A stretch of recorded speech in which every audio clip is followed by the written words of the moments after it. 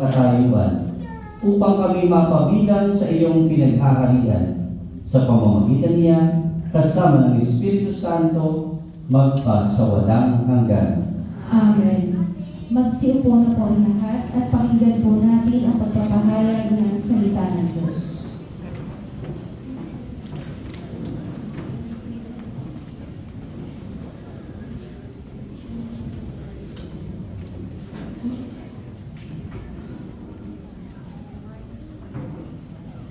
Pagbasa mula sa aklat ni Propeta Isaías.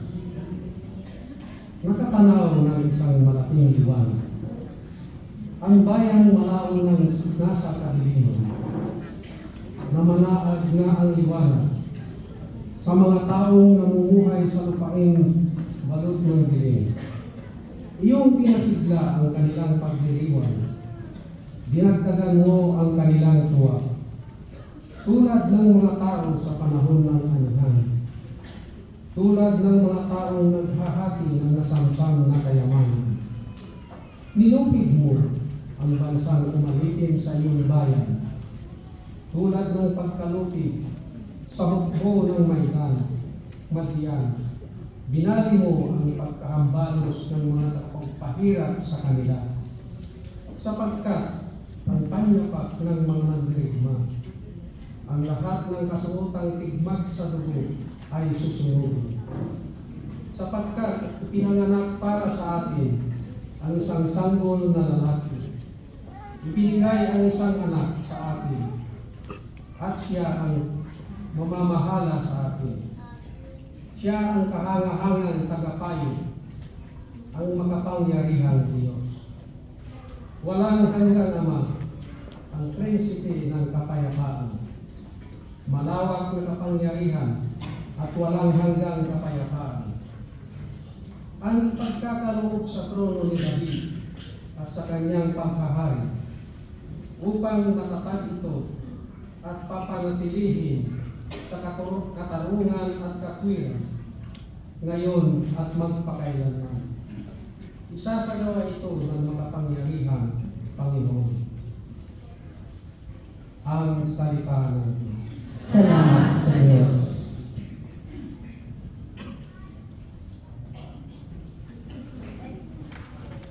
Salmong tutunan.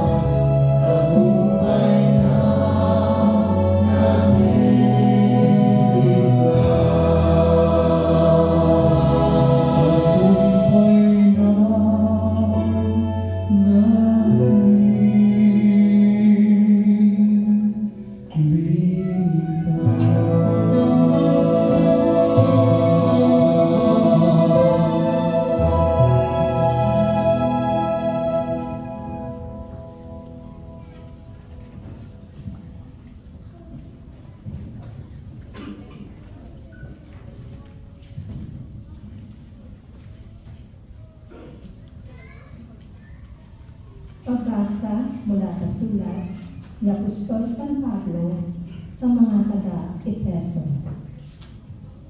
Mga kapatid, magpasalamat tayo sa Diyos at Ama ng ating Panginoong Hesukristo.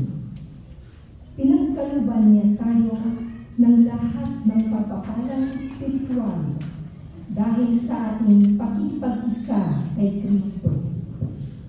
At sa ating mga pakikipag-isang ito, hinirang na niya tayo bago pa nilikha ang sanlibutan upang maging banal at walang kapintasan sa harapan niya. Dahil sa pag-ibig ng Diyos, tayo'y kanyang itinalaga upang maging mga anak niya sa pamamagitan ni Hesukristo. Iyan ang kaniyang layunin at kalooban. Purihin natin siya dahil sa kaniyang kahangahangang pagkalinas sa atin sa pamamagitan ng kaniyang minamahal na anak. Kaya nga, mula nang mabalitaan ko ang tungkol sa inyong pananalig sa Panginoong Hesus at ang inyong pag-ibig sa lahat ng hinirang, walang humpay ang pasasalamat ko sa Diyos para sa inyo. Inaalala ko kayo sa aking pananalangin at hinihiling sa Diyos ng ating Panginoong Hesukristo, ang dakilang Ama, na pagkalooban niya kayo ng espiritu ng karunungan at ng tunay na pagkakilala sa Kanya. Naway liwanagan ng Diyos ang inyong mga isip upang malaman ninyo ang ating inaasahan sa Kanyang pagkatawag sa atin. Ito'y ang kaluwalhatiang inilaan niya sa Kanyang mga hinirang. Ang salita ng Diyos. Salamat sa Diyos. Magsikayo na po ang lahat.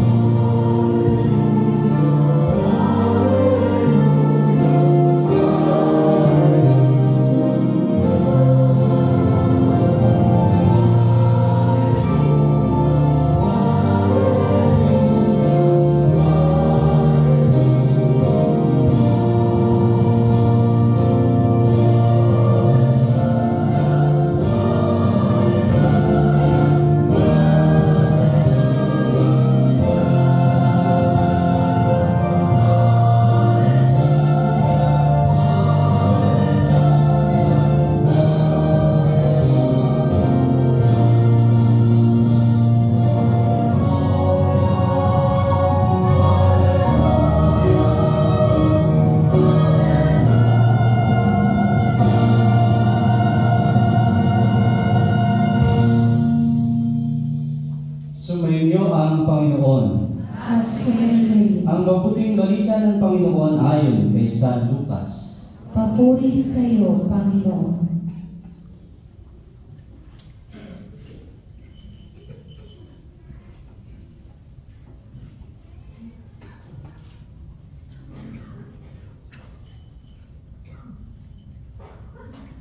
Taon-taon tuwing pista ng Pasko, ang mga magulang ni Jesus ay pumupunta sa Jerusalem. At nang 12 taon na siya, pumaroon sila gaya ng dati nilang ginagawa. Pagkatapos ng pista, sila'y umuwi na. Nagpaiwan si Jesus sa Jerusalem. Ngunit hindi ito napansin ng kanyang mga magulang. Sa pag-aakala ng isa na si Jesus ay kasama ng isa, nagpatuloy sila sa maghapong paglalakbay. Nang malaman nilang hindi siya kasama, siya'y hinanap nila sa kanilang mga kamag-anak at kakilala. Hindi nila siya matagpuan, kaya't bumalik sila sa Jerusalem upang doon hanapin. At nang 3 araw, natagpuan nila si Jesus sa loob ng templo, nakaupong kasama ng mga guro. Nakikinig siya sa kanila at nagtatanong, at ang lahat ng nakarinig sa kanya ay namangha sa kanyang katalinuhan. Nagtaka rin ang kanyang mga magulang nang siya'y makita. Sinabi ng kanyang ina, "Anak, bakit naman ganyan ang ginawa mo sa amin? Balisang-balisa na kami ng iyong ama sa paghahanap sa iyo." Sumagot siya, "Bakit po ninyo ako hinahanap? Hindi ba ninyo alam na ako'y dapat na nasa bahay ng aking ama?" Ngunit hindi nila nauunawaan ang pananalitang ito. Siya'y umuwing kasama nila sa Nazaret at naging masunuring anak. Ang lahat ng bagay na ito ay iningatan ng kanyang ina sa kanyang puso. Patuloy na lumaki si Jesus. Umunlad ang kanyang karunungan at lalo pinalugdan ng Diyos at ng mga tao. Mga kapatid, ang mabuting balita ng Panginoon. Pinupuri ka namin, Panginoong Hesukristo.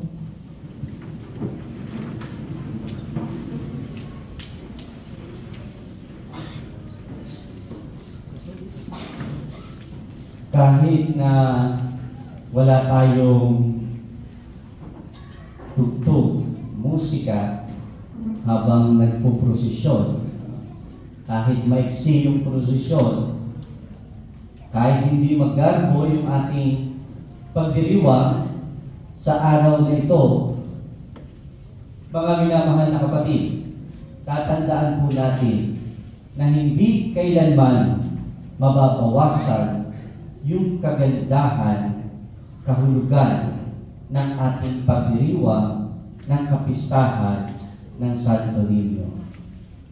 Viva Pid Señor! Viva Viva Señor! Dahil yung kahulugan ng ating pagdiriwang, ng pagdiriwang na ito ng Santo Niño ay isang nakatatak sa puso ng lahat, halos lahat ng ating mga kababayan sa buong mundo kung saan may Pilipino, ipinagdiriwang ang Santo Niño. Kaya nga magandang ituon natin yung ating pagdiriwang, yung ating pagninilay doon sa batang Santo Niño. Sa batang si Jesus, ang Niño Jesus. At hindi lang natin dapat tingnan, kundi dapat natin tularan ang kanyang katangian, na kung saan ang katangian ng batang si Jesus ang siyang tanging daan para tayo ay makapasok sa kaharian ng Diyos. At ano nga ba yung katangian ng mga bata o ng batang Jesus na maganda nating maging huwaran sa ating paglalakbay? Alam natin, pumapasok agad sa ating kaisipan pag sinabing bata ay mayroong kababaang loob, di ba? Yung mga bata kasi hindi nagtatanim ng galit, ng sama ng loob. Pag nag-away yan, iiyak lang yan, mamaya magkabati na, magkalaro na ulit. Hindi katulad ng mga hindi na masyadong bata, Pag hindi na masyadong bata, pag nag-away, nakapost na kagad sa social media. Diba? At kung minsan, dekada na nga lahat yan lumilipas, hindi pa magawa magpatawaran sa isa't isa. Isang katotohanan na magandang tingnan na larawan ng isang bata. Yung kanilang kakayanan na tanggapin ang kahinaan, tanggapin ang bawat isa, kahit sino pa yan. So, yung mga batang ito, yung ating mga batang Santo Niño, matagal na po ba silang magkakakilala? Hindi.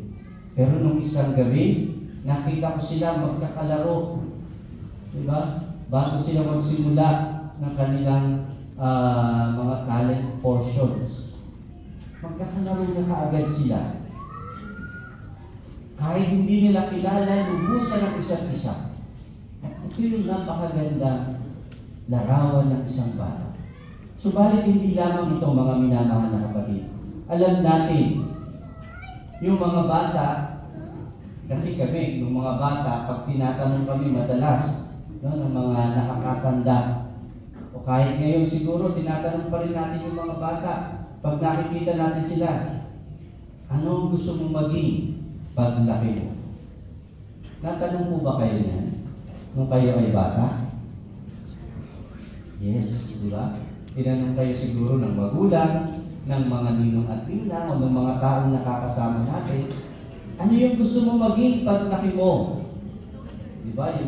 Yung iba sabi, gusto kong maging doktor, gusto kong maging nurse, gusto kong maging engineer. Tatandaan ko yung isang kapatid ko, sabi niya, gusto kong maging driver ng bus. Di ba? Napakasimple. Pag tinanong mo ang bata, anong gusto, sasabihin nila yung kanilang gusto sa buhay. Dahil yung mga bata ito, nung tayo ay mga bata, meron tayong mga pangarap.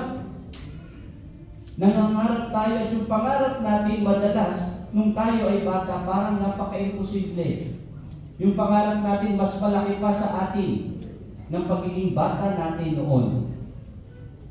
Subalit, bakit habang tayo ay hindi na nagiging masyadong bata, parang tumitigil na tayong mangarap? Diba? Yung mga bata hindi tumitigil na mangarap. May pagkakataon sa kanilang buhay, marahil gusto nila na maging engineer. Baka sa mga susunod na panahon, tatanungin muli habang lumalaki, ay hindi, gusto ko palang maging pare. Diba? Pag tinanong mo pa ulit habang tumatagal, ay hindi, gusto kong maging doktor. Pero bakit gusto mo maging doktor? Kasi gusto ko makapagpagaling ng mga may sakit, matulungan yung mga nangangailangan na mga may sakit. Bakit gusto mo maging teacher? Kasi gusto kong magturo at matuto yung mga bata. Bakit gusto mong maging engineer? Para makagawa ako at makatulong ng mas marami sa mga taong nangangailangan ng aking tungkulin.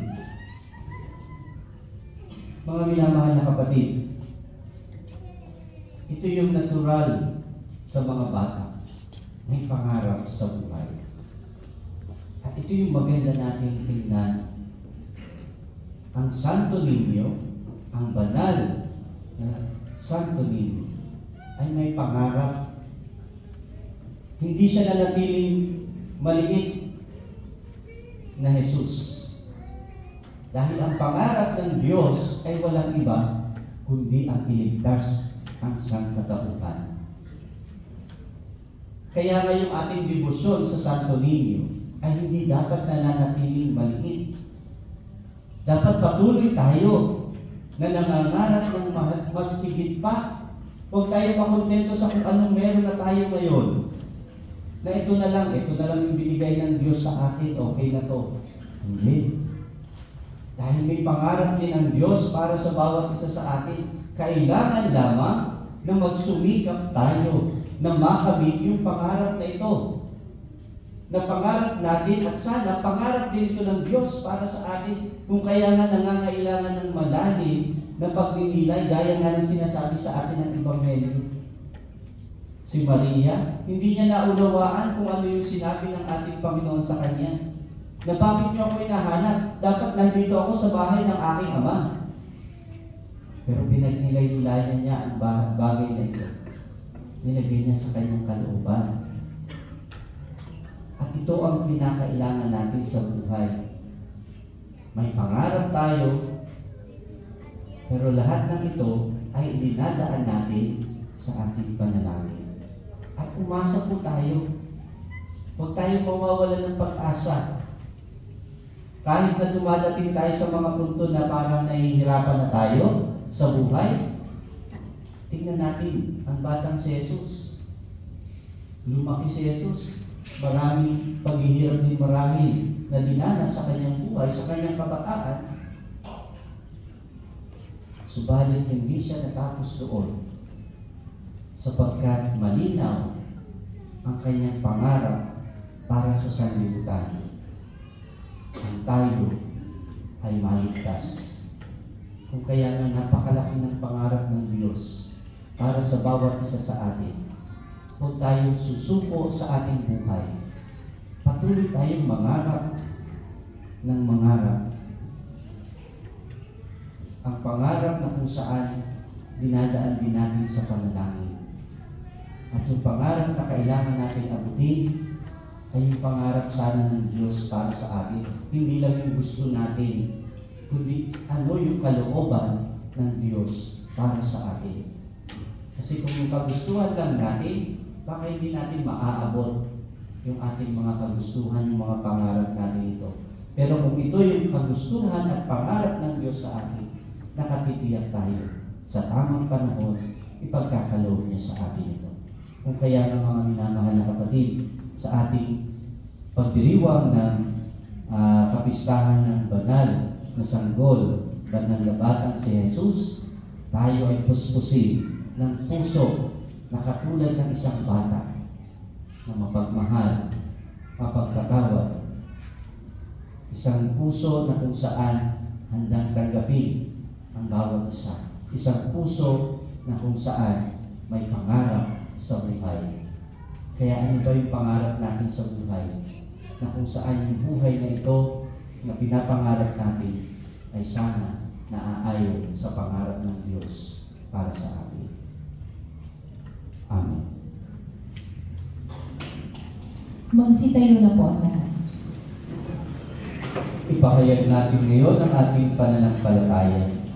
Sumasampalataya ako Sa Diyos ang makapangyarihan sa lahat, na may gawa ng langit at lupa. Sumasampalataya ako kay Jesucristo, iisang anak ng Diyos, Panginoon natin lahat. Nagkatawang tao siya dala ng Espiritu Santo. Ipinanganak ni Santa Maria ang Birhen. Pinagpakasakit ni Poncio Pilato. Ipinako sa krus na matay ng Biblia. Nanaon sa kinaroroonan ng mga yumao. Nang may ikatlong araw na buhay na magmuli, umakyat sa langit, naluklok sa kanan ng Diyos ang mga makapangyarihan sa lahat. Doon magmumula palilito at huhukom sa nakabubuhay at namatay na tao. Sumasampalataya naman ako sa Diyos Espiritu Santo, sa banal na simbahang Katolika, sa kasamahan ng mga banal, sa kapatawaran ng mga kasalanan, sa pagkabuhay ng maguli ng namatay na tao, at sa buhay na walang hanggan. Amen. Sa kapistahan ng Santo Niño, humihiling kami sa iyo, Ama, na maging karapat-dapat kaming tawaging minamahal mong mga anak. Aming ipinapanalangin ang lahat ng bata sa buong mundo. Kami dumadalangin, dinggin mo ang panalangin ng iyong mga anak, Panginoon. Dinggin mo ang panalangin ng iyong mga anak, Panginoon. Magabayanuan ng pamahalaan at ng mga namumuno sa simbahan ang lahat ng bata ng may pagmamahal, awa at malasakit, patungo sa isang magandang kinabukasan. Manalangin tayo. Dinggin mo ang panalangin ng iyong mga anak, Panginoon. Turuan nawa ng mga magulang, mga guro at mga nakakaganda ang kabataan ng mga mabuting halimbawa at responsableng pamumuhay. Manalangin tayo. Dinggin mo ang panalangin ng iyong mga anak, Panginoon. Mapalalim pa naman namin ang aming ugnayan kay Kristo, na lumusan namin mabatid ang kalooban mo, Ama. Manalangin tayo. Dinggin mo ang panalangin ng iyong mga anak, Panginoon. Sama-sama lumang sa lubungin ng mga anghel at ng mga banal ang mga kapatid namin lumao sa kanilang pagdating sa buhay na walang hanggan. Manalangin tayo. Dinggin mo ang panalangin ng iyong mga anak, Panginoon. Sa ilang sandali ng katahimikan, itaas natin ang ating mga personal na kahilingan, ganoon din ang lahat ng mga may intensyon sa misang ito.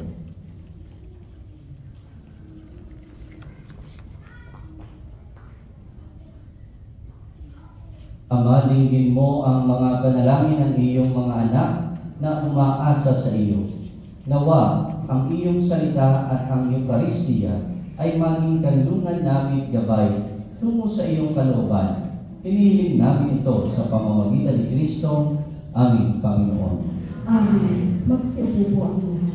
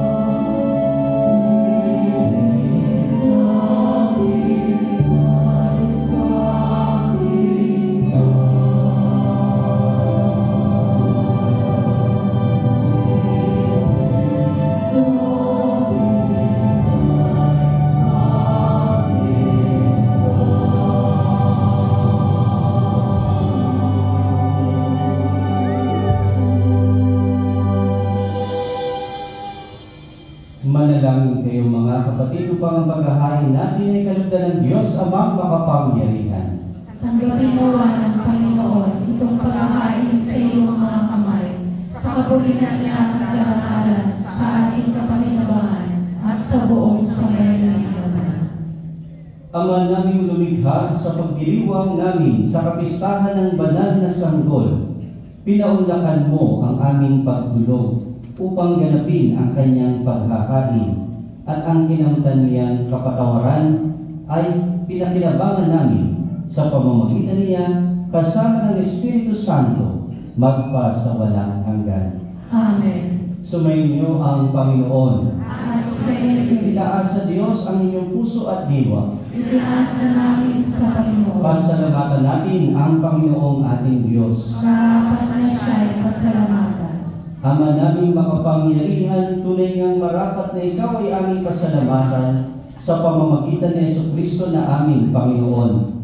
Ang anak mong dinaiba sa amin ay siyang pumawi sa dilim, kaya ngayon ikaw ang aming nababanaagan. Ang anak mong dinaiba sa iyo ay siyang iisang salita mo. Sa katauhan niya ang iyong sarili aming nakikita. Sa pamamagitan niya, ang iyong pag-ibig ay kakalihalina, kahit ikaw ay lingid sa aming mata. Kaya kaysa ng mga anghel na nagsisiawit ng papuri sa iyo nang walang humpay sa kalangitan, kami nagpupunyi sa iyong kadakilaan.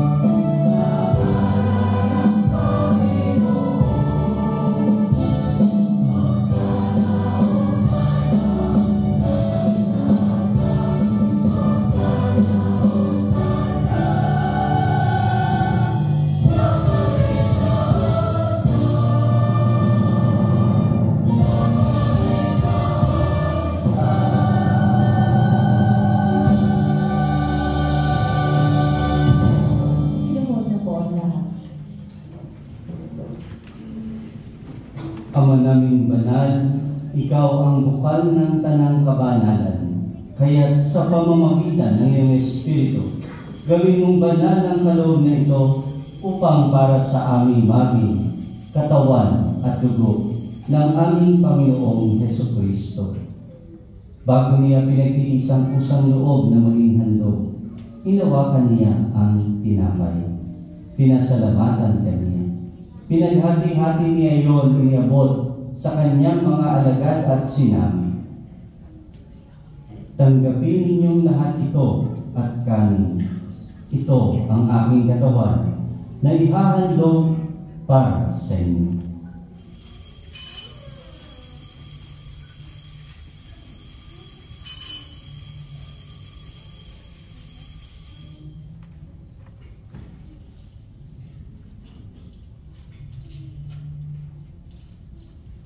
Gayun din naman noong matapos ang hapunan, hinawakan niya ang kalis. Muli kaniyang pinasalamatan. Iniabot niya ang kalis sa kanyang mga alagad at sinabi,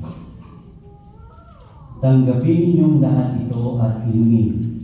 Ito ang kalis ng aking dugo, ng bago at walang hanggang tipan.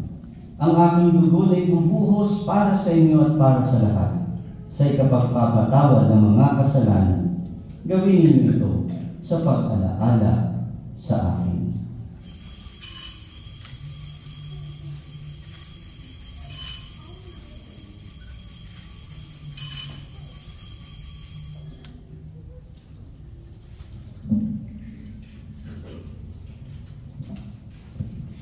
Ipagbunyi natin, ipahayag natin lahat ang misteryo ng pananampalataya.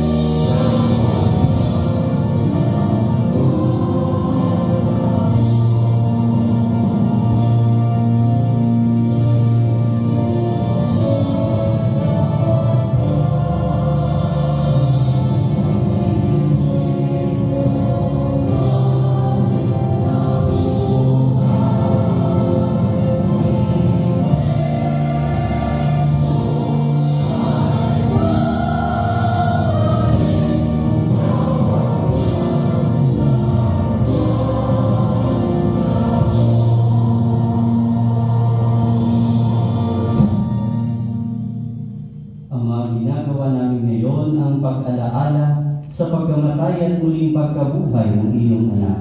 Kaya iniaalay namin sa iyo ang tinapay na nagbibigay buhay at ang kalis na nagkakaloob ng kaligtasan. Kami nagpapasalamat dahil kami iyong minarapat na tumayo sa harap mo para maglingkod sa iyo. Isinasama namin kaming magsasalo-salo sa katawan at dugo ni Kristo ay mabuklod sa pagkakaisa sa pamamagitan ng Espiritu Santo. Amalingapin mo ang iyong simbahang laganap sa buong daigdig. Puspusin mo kami sa pag-ibig kay San Francisco na aming Papa at ni Paulo na aming Obispo at ng Tanang Kaparian. Alalahanin mo rin ang mga kapatid naming nahinggay nang may pag-asang sila'y muling mabubuhay, gayon din ang lahat ng mga pumanaw. Kaawaan mo sila at patuloyin sa iyong kaliwanagan. Kaawaan mo at pagindapatin kaming lahat na makasalo sa iyong buhay na walang wakas. Kaysa ng mahal na Birheng Maria na ina ng Diyos at ni San Jose na kanyang esposo.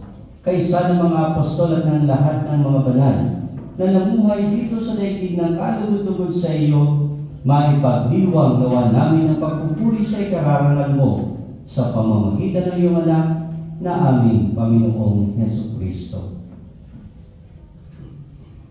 Sa pamamagitan ni Kristo, kasama niya at sa Kanya, ang lahat ng parangal at papuri ay sa iyo, Diyos Amang makapangyarihan, kasama ng Espiritu Santo, magpasawalang hanggan.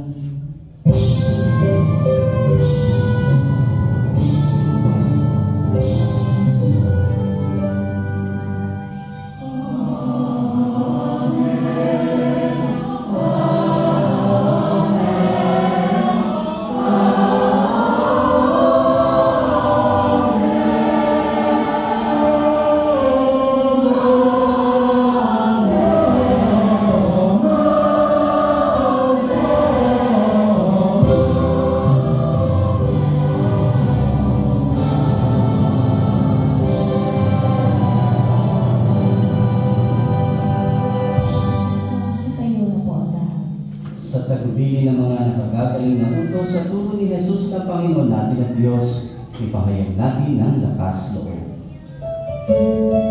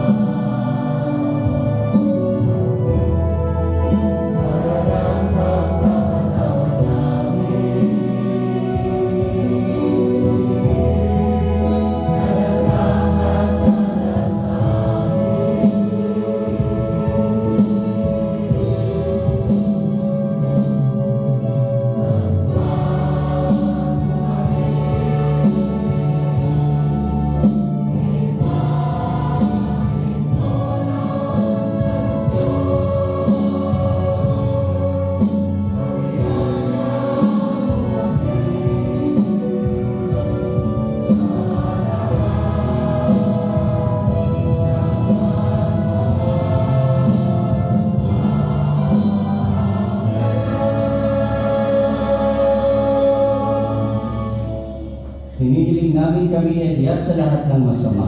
Pagkalooban ng kapayapaan araw-araw iligtas sa kasalanan at ilayo sa lahat ng kapahamakan. Samantalang aming pinananabikan ang dakilang araw ng pagpapahayag ng tagapagligtas namin, si Hesus Kristo. Sapagkat iyo ang kaharian at ang kapangyarihan at ang kapulihan magpakailanman. Amen. Panginoong Hesus Kristo, sinabi mo sa iyong mga apostol, kapayapaan ang iniiwan ko sa inyo. Ang aming kapayapaan ang ibinibigay ko sa inyo. Tunghayan mo ang aming pananampalataya at huwag ang aming pagkakasala. Pagkalooban mo kami ng kapayapaan at pagkakaisa ayon sa iyong kalooban, kasama ng Espiritu Santo, magpasawalang hanggan. Amen. Ang kapayapaan ng Panginoon ay laging sumainyo. At sumainyo. Magbigayan kayo ngayon ng kapayapaan sa isa't isa.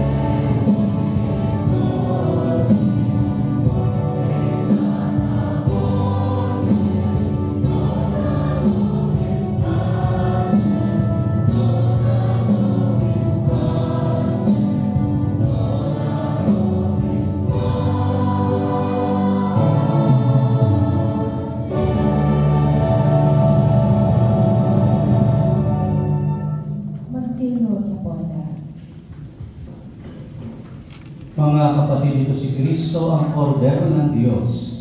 Siya na nag-aalis ng kasalanan ng sanlibutan.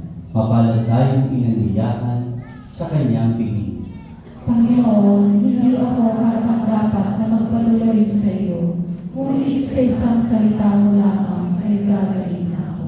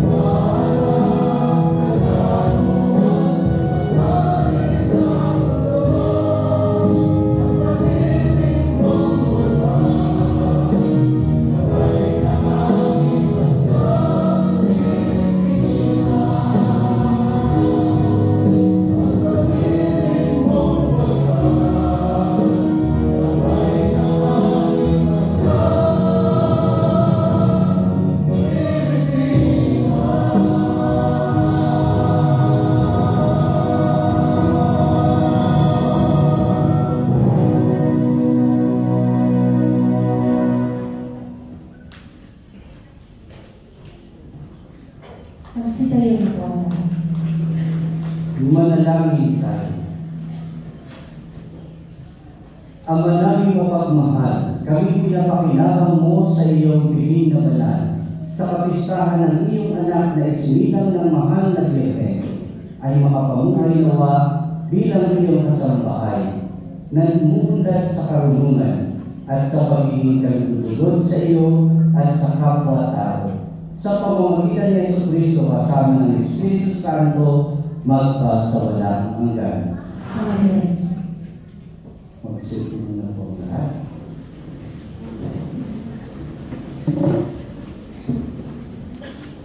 Tinatawagan po ang mga contestant na bago sa pamilya na makikot po sa altar. Ganun po ang siswaya si Joey po.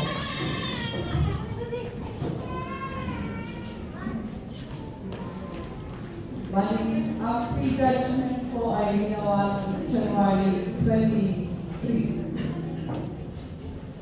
So, I will announce the result. This certificate of participation is awarded to Juan Ubias White Lamisan and Ashwell Naroso Yalo. Search for Batang Santilino 2025, held on 25th of January 2025, celebration of Feast of Santilino of Filipino Community at St. Michael's Church, Targa, Juan Ubias Lamisan and Ashwell Naroso. Lahat po ng contestant ready na po umakit para po mag-feast tayo.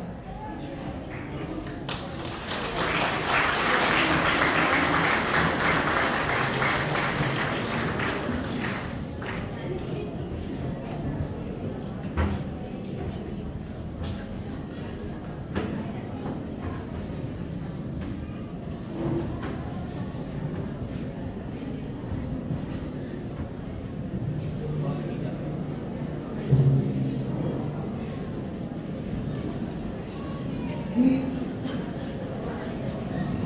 certificate is awarded to Johan Yeri Van Macalon, third runner-up Search for Batang Santilino 2025.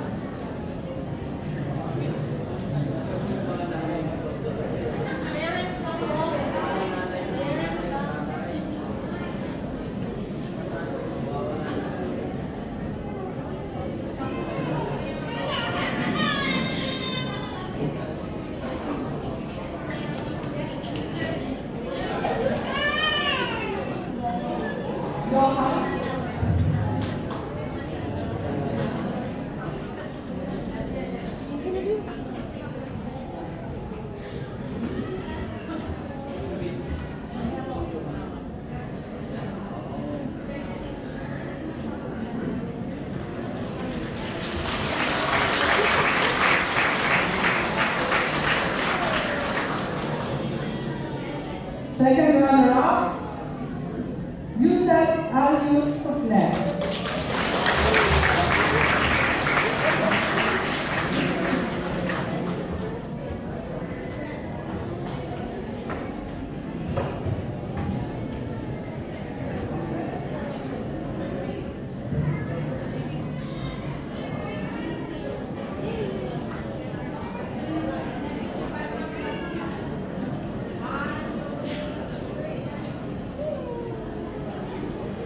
First runner-up for Search of Batang Santilino 2025, Antoine G. Macalino.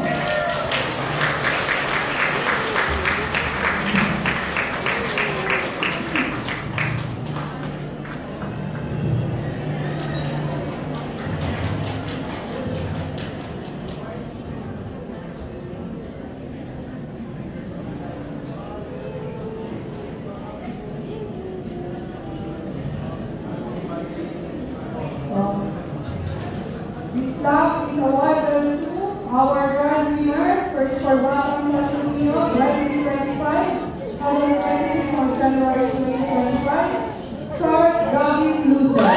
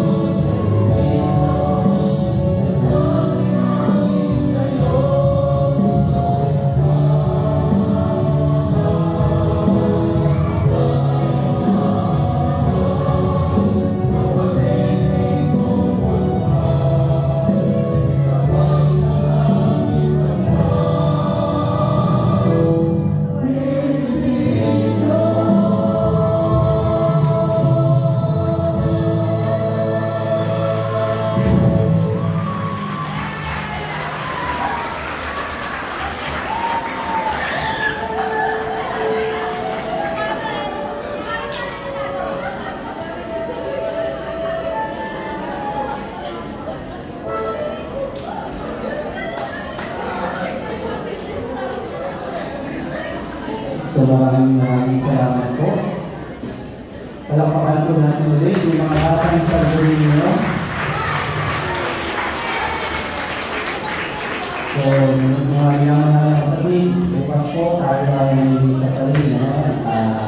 Kanina isa, third Sunday, tuwing ordinary Sunday. At ganoon din po, maraming salamat sa lahat ng mga naghanda para sa araw na ito. Yung mga sumayaw po natin, yan, maraming palakpakan po natin yung mga nagsimulot. Maraming salamat po. Talagang nagpuyat po yung mga yan, para magkasabay-sabay lang. Talagang pinagpuyatan po, pinagsikapan na maging maganda yung ating pagdiriwa sa ating reyna. Maraming salamat. Maraming salamat po sa mga parents, sa mga batang Santo Niño na sila para ilisan yung kanilang mga anak turuan. Pagkasal po natin yung mga batang ito, sana ay talagang mamuhay bilang mga Santo Niño. Pagkasal natin lahat ng mga bata. Ganon din po sa lahat ng mga nag-serve sa ating misa, sa ministers, sa choir, sa mga ushers natin, sa mga altar servers. Maraming salamat po sa ating po mga nakapuntan. Lahat ng mga nalabas sa lahat po ng mga nagsila para maging maayos sa ating pagdiriwag, palakpakan po natin silang lahat. Maraming salamat po. Ganon din po sa buo ng core group ng Filipino community sa pangunan ni Sis Pam. Maraming salamat po sa buong core group na kita sa Sis Alvin, talagang nag-esikaso para sa mga Santo Niño na ito, si Sis Inin. Maraming salamat po sa inyong lahat. Sa lahat po na nagpagal. Sa nawa ay pagkalaman po kayo lagi ng ating Panginoon. At gustusin po sana ang ating pagdiriwang na ito, na nawa ay maging inspirasyon, ang mga bata ay maging inspirasyon sa atin ng pagiging katulad ng ating Panginoon Jesus na bata, pero hindi na naging isip bata, naging isang tunay na naglilingkod sa sambayan. Sa mga minamahal na kapatid, palakpakan ng bawat isang naroon. Viva el Señor! Viva el Señor! Viva el Señor! Viva el Señor! Viva Bit Senyor! Viva el Señor!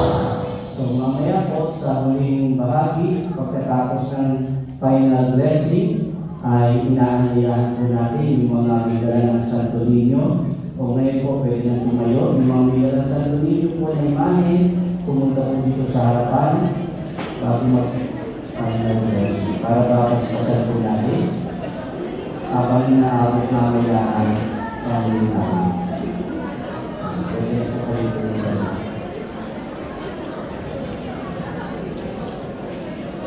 Tumayo na rin po ang lahat. Sumayo ang Panginoon. At pagpalain kayo at ang inyong pamilya ng makapangyarihang Diyos, Ama at Anak at Espiritu Santo. Amen. Tapos sa ating pagdiriwang, humayo kayo taglay ang kapayapaan at pag-ibig ni Kristo. Salamat sa Diyos.